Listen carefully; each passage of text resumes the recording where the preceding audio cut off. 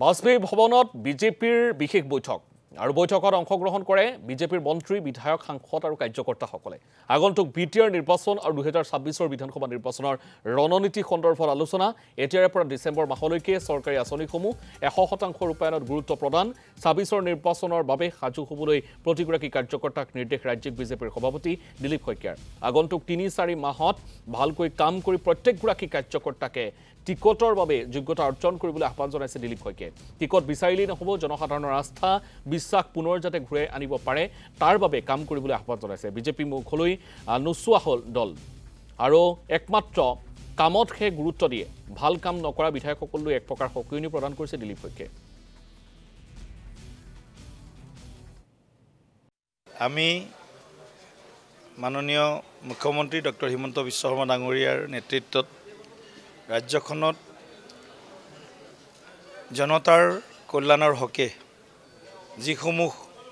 আঁচনি যিসমূহ পদক্ষেপ চলাই থকা হৈছে সেই আঁচনিসমূহ যাতে 100% ৰূপায়ণ কৰিব পৰা যায় তাত সন্মানীয় বিধায়কসকলে সাংসদসকলে যাতে অত্যন্ত গুৰুত্ব সহকাৰে এই আঁচনিসমূহক ৰূপায়ণ কৰাত আগভাগ লয় সেই কথাটোত আজি মুখ্যমন্ত্ৰী ডাঙৰীয়াই বিশেষভাৱে দৃষ্টি আকৰ্ষণ কৰিছে আৰু আমি সকলোৱে জানো এই মাহৰ ভিতৰত অৰুণোদয় আঁচনি CM ট্ৰিপলে মুখ্যমন্ত্ৰী মহিলা উদ্যমিতা আঁচনি মুখ্যমন্ত্ৰীৰ নিযুত মইনা আঁচনিৰ পৰা আৰম্ভ কৰি বিভিন্ন আঁচনি ধ্বজাবাহী আঁচনি ৰূপায়ণ হ'ব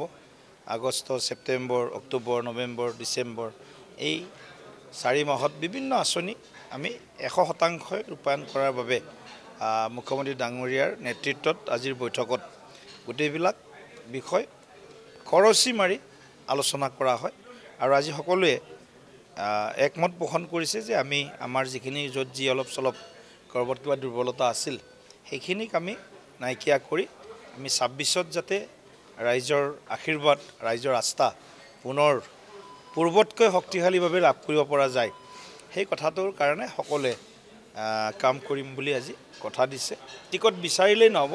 টিকট পোৱাৰ যোগ্যতা অৰ্জন কৰি জনসাধাৰণৰ আস্থা বিশ্বাস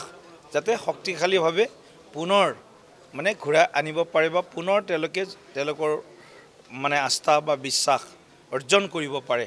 তাৰ কাৰণে সকলোকে ৰাইজৰ লগত থাকি ৰাইজৰ হৈ আৰু অধিক মনোনিৱেশ কৰাৰ বাবে আমি সকলোৱে